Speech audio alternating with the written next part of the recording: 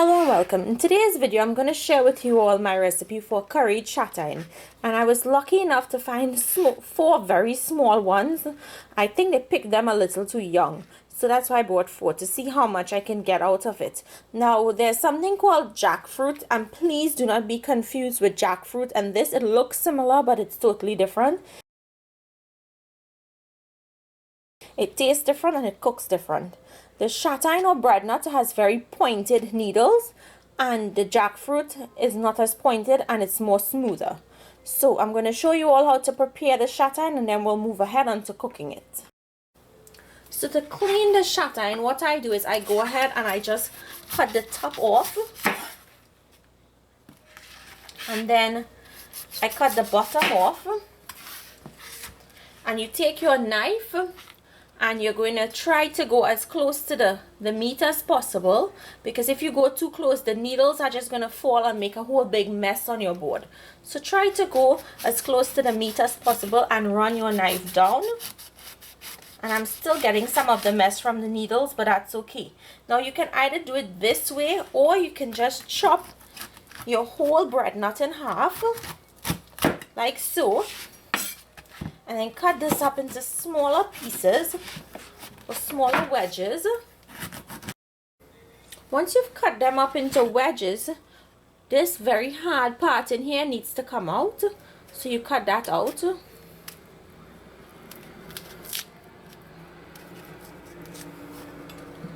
And then you go ahead and you peel the skin off. And in this way, you get less fallout from those needles.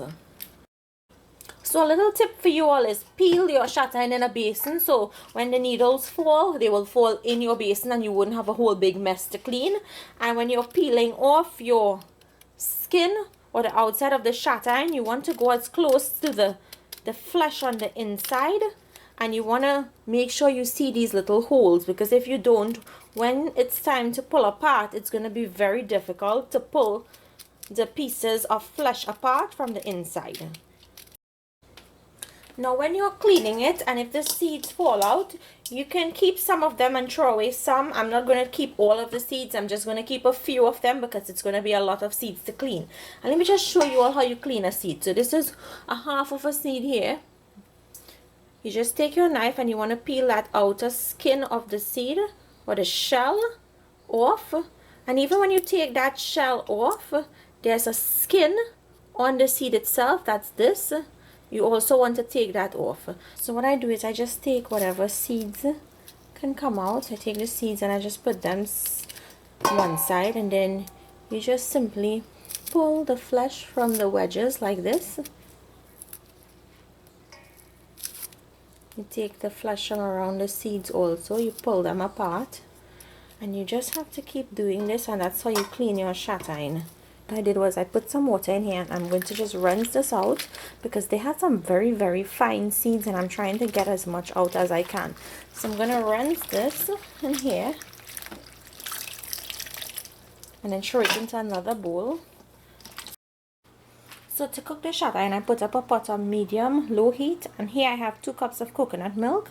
You need some oil, some chopped onions, bandanya or green seasoning, minced garlic, minced pepper, curry powder, some methi or fenugreek seeds, and some roasted ground geera, and this will go when the chatigne is finished cooking. So I will leave the list of ingredients with the measurements down below in the description box. So let's get started on putting this together. To your pot, add some oil. And add in your methi seeds while the oil is nice and warm, because you don't want to burn these seeds. Well, I personally don't like to get them black. I just like them to get a nice dark brown color. Now as my seeds start to turn a darker brown color, I'm going to add in my onions.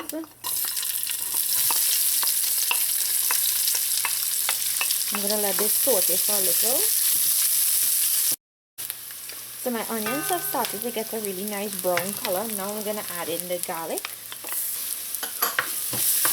Now at this point you can add in your hot peppers, but I'm not going to add my hot peppers in here because the baby is going to cough if I do that. So I'm going to add the hot peppers when I finish. Add my coconut milk. I'll just add the hot peppers from on top. So just let your garlic get a nice light brown color. I'm going to add in the chopped bandanya or green seasoning.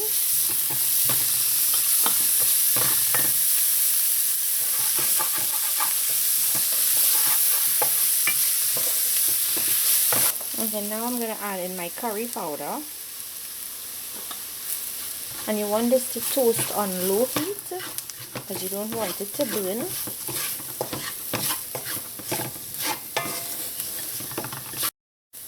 Once your curry has toasted and smells really fragrant for about less than a minute, you're going to add in some water to help it cook.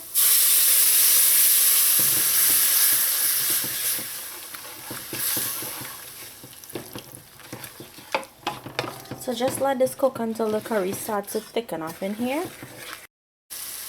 When your curry has cooked for about a minute and has gotten thick in the pot, you're going to add your chatigne in.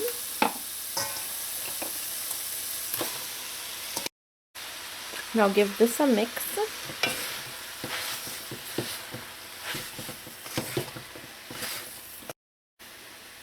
Okay, once you've mixed everything in, you're going to leave this to cook down for like about 2 to 3 minutes before adding in your coconut milk.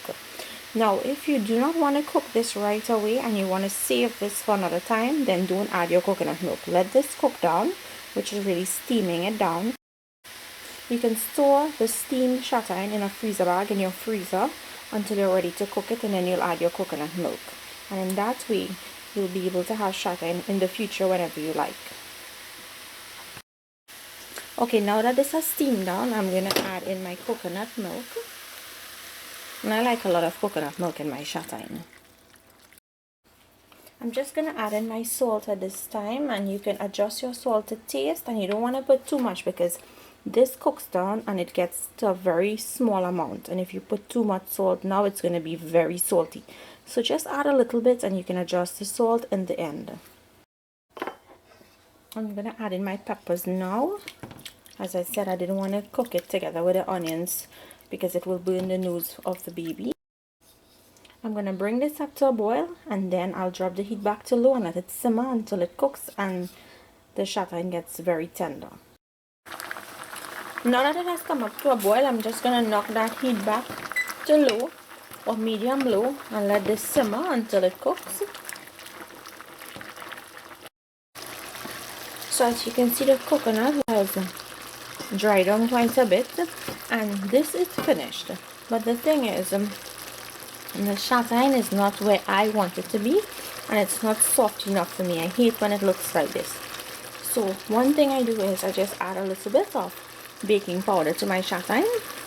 This is optional. If you don't want to add it, you don't have to, but I like to add it to soften up my chatigne. And just mix it in. And in less than 5 minutes, it's going to be soft and nice. So this is what it looks after it has cooked for 5 minutes with the baking powder, and this is how I like it, nice and soft. I don't like to see those big pieces of chatigne when I cook my chatigne. Now I'm just going to add the geera. Mix that in. And this is finished. I'm going to taste this for salt, adjust it accordingly, and then I'll dish it out and show you all what it looks like. Here you have it, my curry chatigne recipe. I hope you guys enjoyed today's dish. Make it and let me know down below if you like it. Thank you all for watching, and I'll see you all another day with another one of my recipes. Enjoy!